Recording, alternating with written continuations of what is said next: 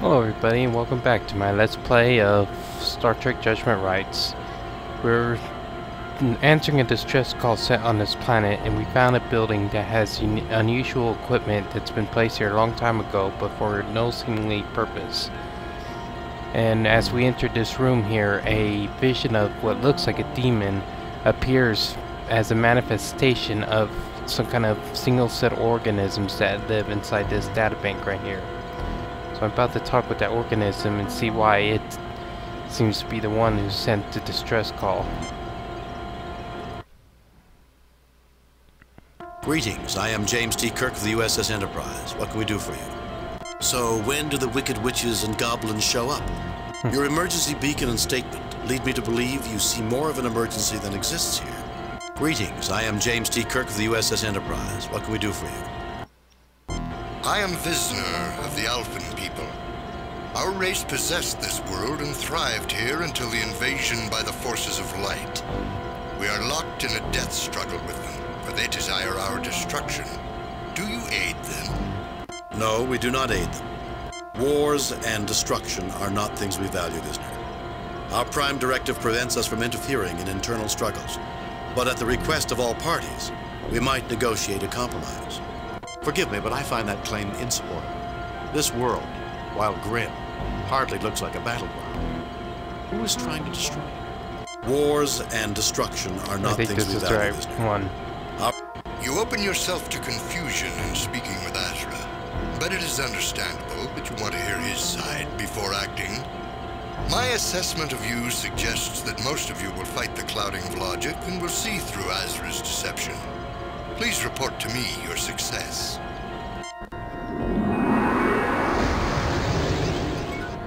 Guessing Azra's in what's in the other room. He sent the forces of light. So was that like an angel?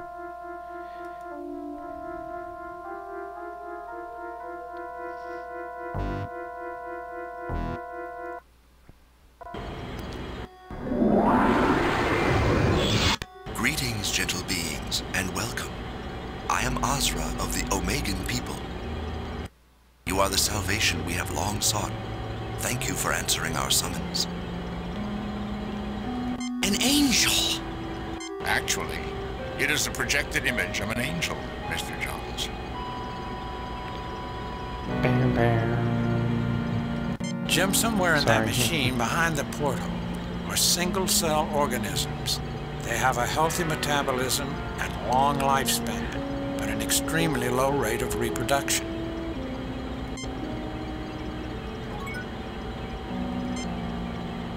The thick glass window and the light coming from it make it difficult to see beyond it, though you get the impression of a living plasma swirling behind it. James T. Kirk scrutinizes the room. That's the same. Dr. Leonard McCoy. That's the same. Spock's That's pretty much the same. Ensign Johns appears transfixed by the apparition that manifests in this room. Maybe I could use medical check on that. The enclosure behind this porthole is teeming with life. Billions and billions of creatures. There's something wrong with the piece of his genetic code that controls reproduction. I've never seen such a low reproductive rate in an organism that's this simple. That's odd. This reminds me of the first time I saw them cloning Amoslovs at the Academy. It seemed like magic at the time, the fetuses growing into embryos, then developing into infants. Life is a miracle, Captain. This device contains genetic soup, Jim. Amino acids, proteins, the stuff of life itself. This machine is a genetic bank, Captain. I suspect that the projection acts as a fail-safe mechanism. That's the same thing you said in the other room. We need to do everything we can to preserve the lives of these angelic creatures. So where's the emergency? Greetings, I am James T. Kirk of the USS Enterprise. What can we do for you? All right, I know you're just a projection. Let's speak with your real masters. So where's the emergency? Greetings, I am James T. Kirk. I am Azra of the Omegan people, an ancient and venerable race which labors to prevent the domination of this world by the forces of darkness. We require you to expunge this place of our mortal enemies. Captain, the most worthwhile purpose in life is to fight against the forces of darkness. We must help him. Enemies? This world is so barren that all the life on it is located right here. If you have mortal enemies, we've not seen them. Who are you talking about? Our Prime Directive prohibits us from taking part in wars on one side or the other. It would be seen as intervention. We are willing to negotiate a compromise. You will forgive me if I don't fall for a pretty face. I'm not about to expunge anyone. And I will take no action until I've heard both sides of the story. Enemies? Our Prime Directive prohibits us from taking... You imperil your soul by conversing with the enemy, that sugar-tongued Vizsla. I cannot protect you, but I do not imagine I can dissuade you either. Go, do what you must. I do not have that much time, but will be here if you seek to comply with my request. There's no need to leave. We've already talked with Vizsla. I have to say that I find many of your claims insupportable. Insupportable?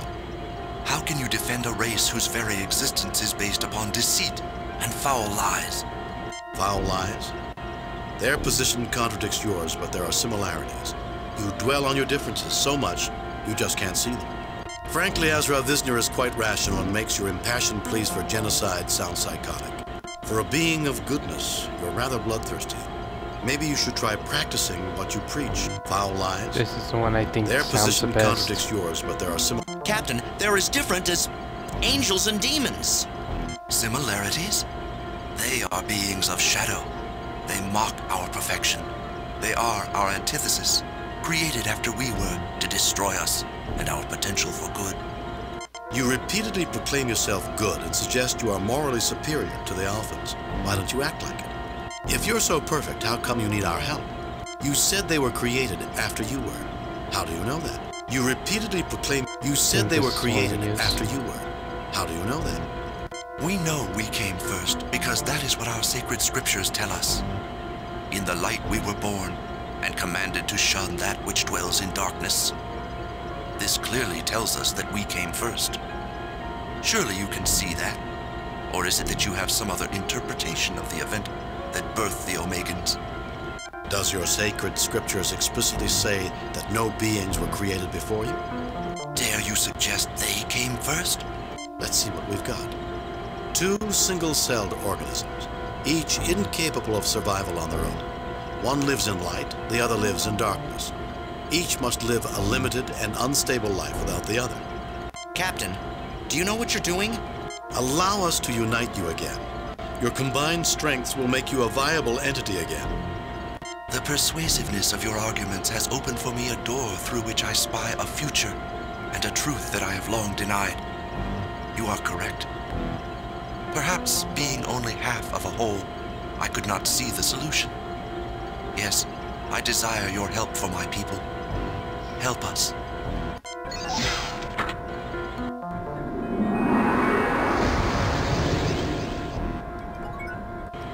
So I think that's a genetic sample. These Omegans are incredible. They metabolize almost everything, which explains how they give off that glow.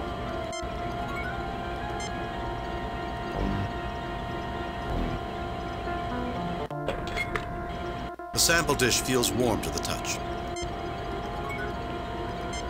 So let's talk to Vizsla again and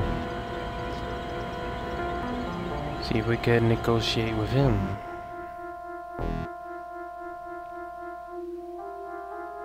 Takes a while to load this room for some reason.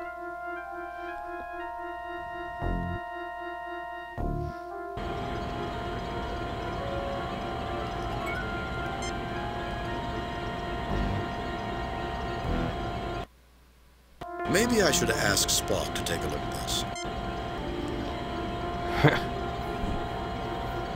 I am reactivating Vizsla, Captain.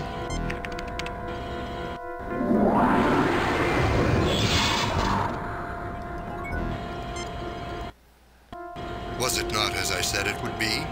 Are not the Omegans a fanatical race, uninterested in anything but fulfilling some self-contradictory messianic destiny for themselves? I assume they filled your heads with their warped theology. Frankly, Vizsla, Azra is certainly committed to his cause, but hardly the blood-mad fanatic you describe him to be. Warped theology.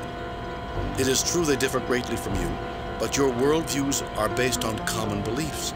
You see things from different perspectives, that's all. Frankly, Visner, warped theology. Are you utterly ungrounded in logic? They are creatures of superstition. They invaded our world, then sought to drive us from it. How can you suggest we are anything alike? You question my grounding in logic, but you don't apply logic to an examination of Alphan beliefs. Aren't they concerned with the same things you are? You're supposed to be the reasonable one. Your facts can't be very persuasive if you aren't willing to try and find common ground. You said they usurped your place in the world, which suggests prior ownership by you. What evidence do you have to support that concept? We know we came first because they invaded us. An invasion suggests they came to take away that which we possessed. Clearly you can see that. How do you know they didn't exist on this world before you encountered them? Do you further suppose they came first and we invaded them? I see there are only single-celled organisms here, each with a defect. Perhaps at one time, the Alpha and Omega lifeforms were united. A strong, viable species that became divided. Only by reuniting can you hope to survive. And only through mutual cooperation and our help can you reunite. Captain, this thing is evil. We can't unite them. Your position is unassailable and points out the one and only purpose for our races. Thank you, Captain Kirk, for making me see that. Yes, I desire your help for my people. Help us.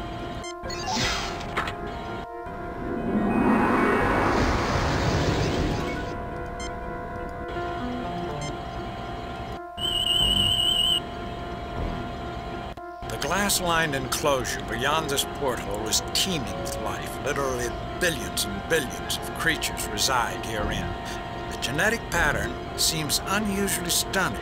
It's almost as though something's missing.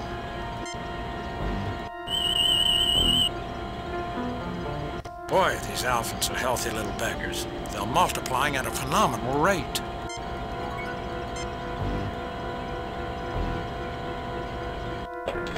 You take the alpha sample, which feels cold to the touch.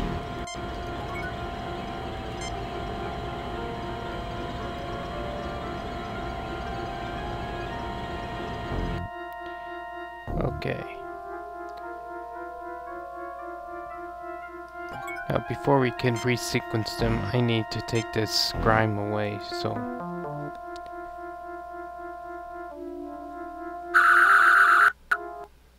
A unique use of a phaser, but adequate for removing the deposits from the apparatus.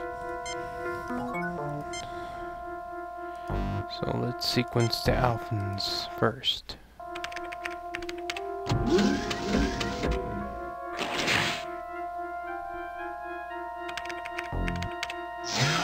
This sample sequence is like a dream.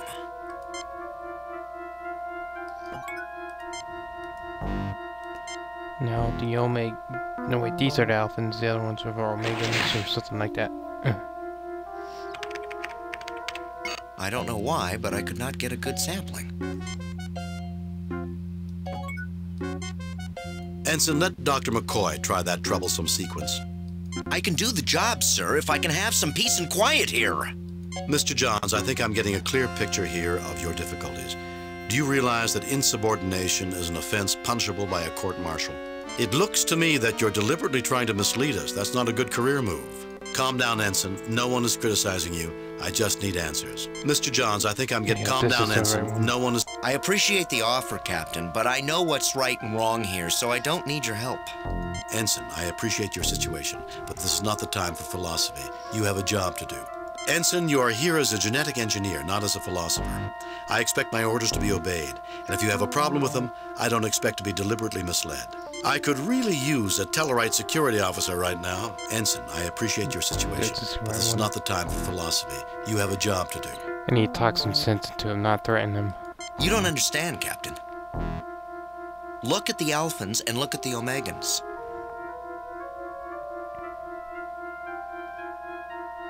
He's supposed to say more, but what right do we have have to dilute the glory of these beautiful Omegans by mixing their DNA with those Alphans. There's so much evil in the universe. You're asking me to destroy a race of good and beauty by mixing their genetics with something ugly, something evil. I can't do it. Ensign, these Alphans and Omegans are single-celled creatures. Those projections are only constructs. Examine them yourself. Could their DNA produce creatures like Azra and Visner? I am asking you to do nothing of the kind, Ensign. You believe in the struggle of good against evil, and I respect that. But the application of your philosophical perspective is misplaced here. The Alphans and Omegans are single-celled creatures. They are no more capable of good or evil than a tribble. Can't you see that? Ensign, I think you're confusing things. The Alphans and Omegans are single-celled creatures. While the projections may have seemed sophisticated and human, they are constructs. You can look at the sequence and tell what you have there for DNA could never produce such a creature, can't you? I am asking you to do nothing of the kind. I think this is the right one, because you believe in the struggle of good against evil, and I respect that. Civil. But the application of your philosophical perspective is single cells. You're right. I've been a real idiot. I suppose I should take a refresher course in Aesop. And like Aesop fables. It wouldn't hurt. Some of the wisest people in history have written for children. Never judge an input card by its label. I guess that was the trap I fell into, and kept me from doing my job, and made me deceive my captain. If it's any consolation, you're not very good at deception, Ensign. Thank you, sir. I hope you'll give me a chance to correct my mistakes. Do you think we're really meant to combine the two races? You've programmed the sequences. You can tell whether they're compatible. Sir, the sequencer indicates that they need to be combined for their continual survival. But how did you know? I listened to Dr. McCoy. It seemed the logical conclusion, given the evidence. Thank you, Captain. So now we have in sequence the Alphans.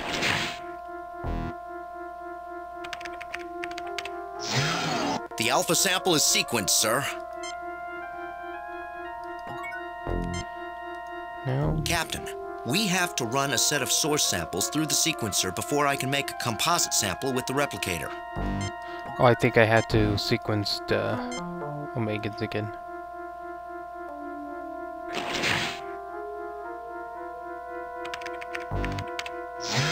This sample sequence is like a dream. Captain, we have... Oh, come Captain, on. we have... Why is he not doing it? No, I don't think... I was unaware you had studied genetics. Oh. I think I had to have him use that again. The two samples have joined together as easily as if they had once been a whole and had been separated before. Any race that had this technology 50,000 years ago could possibly have been able to perform such a dissection and kept both halves alive. Captain, with the samples sequenced together, I'm ready to use the replicator to produce a sample with the combined genetic data. I'll have him do that real quick and then... I am producing a new culture, Captain. Captain, the genetic sequence is still stored in the computer. If we need another sample, the replicator can generate it. Scan that.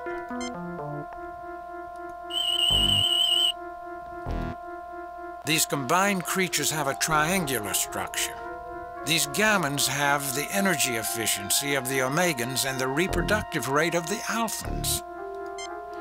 I didn't grab it yet, so the name that he gets is what was christened. I officially christen this life form, the gammons. I'm going to call it a let's play here. So I will replace previous game. I'll see you guys in the next video.